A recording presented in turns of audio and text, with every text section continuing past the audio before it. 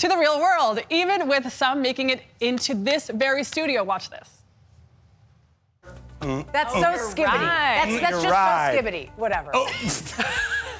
Got a lot of riz this one. I got some riz this morning. All right, there was a lot of buzz over one The etymology nerd Adam Alexic has a lot of riz, too. His online videos are digging into the origins and the meanings of words that have been watched by millions. His videos have. And in his new book, Algo Speak, How Social Media is Transforming the Future of Language, he delves into all of this linguistic upheaval, and he joins us now with more. Adam. Hi. I kind of slayed that, didn't I? I would say so. Yeah, right? Yeah. I guess so. God, do we just sound so old? We sound ridiculous. We sound absurd. I'm so glad that was your intro and not mine, because I would have sounded particularly bad. I was actually happy that it was me. I was like, I'm going to take the bullet. Okay, but first, so that everyone can understand what the heck I just said, Adam, if you could just give us a quick translations. Delulu. Delusional. Unalive. Kill, suicide. Brain rot. It's a meme genre, but it also just means things that are bad for your brain. Clock app. TikTok. Riz. Charisma. Charisma. Okay, so it's natural for language, right, over time to have new words enter it, especially from the younger generation, slang, and that sort of thing. How is this different? Time and time again, it's true. We see young people come up with new words as a way to differentiate their identities from adults, as a way to forge a shared identity for themselves. It's not new that we're getting slang. That's always been a thing. I'm a strong believer, however, that the medium is the message, and each new medium will have a unique way of influencing how language changes. Before we had written paper and stone tablets, language would rely on oral tradition. You'd have more rhyme and meter. Once we had paper, we could use chapters, and we could segment our stories differently.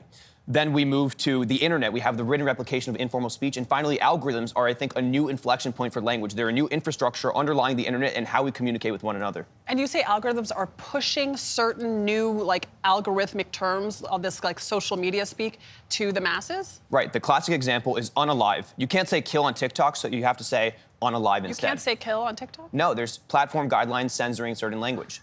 And that's an example of Algo Speak, but I think Algo Speak is so much more than that. It's also how words get popularized, how words spread, where words come from in the first place. And if certain words are used in a video that is popular, then other people will use that word. And it's not as though the culture, the society of human beings is choosing that word. They're reflecting what the computer is choosing. So there's this question of chicken and the egg. Right, there's a positive feedback loop that I call the engagement treadmill. Once a word is trending, creators and influencers will use that word because they're trying to tap into a trend to go more viral because that's our job. Yeah. Then that word will be more popular among their audience, and then the algorithm will push it further, then more creators will use it. And then we end up with these words being used broadly. And probably spreading faster because now we have influencers taking advantage of these words because they know it'll benefit them. Not only spreading faster, but being produced faster because every influencer is trying to figure out what's the next trend. Really? People are making up these words? Where did Riz come from? Who made that up? I want to know who the first person was. It comes from the modern-day Shakespeare Kai Cenat. He's a Twitch streamer, and all these kids are watching him. And Wait, you actually know? Yeah, he's come up with so many new words, yeah. That's amazing. But so, I mean, there are challenges that this sort of rapid new word creation presents for people trying to teach conversational Spanish or conversational English, or you name it, right? Well, it's always been a challenge. In Spanish now, there's some people saying desvivir instead of kill, which means sort of translates to unalive. To unlive. Wow, this is... So you've got a section at the end, are we cooked? In other words, is this a worry or just something to observe, monitor, and be aware of? Yeah, English teachers around the world are probably, you know, not very happy right now. There's never anything wrong with language itself. There's no such thing as brain rot for individual words. I do think language is a proxy for culture. We do learn a lot about cultural shifts. If we follow where words come from, we can see, oh, wow, a lot of words are coming from incel communities and African-American English. What does that mean, you know, that we're using that now in our language? This is a very analog thing to do here, write a book. And you also did a TED Talk. I'm aware of the irony of being a TikTok linguist and then writing a physical book. Yeah. What percentage of your TikTok followers, of which there are millions, you think will buy and read cover to cover every word this book?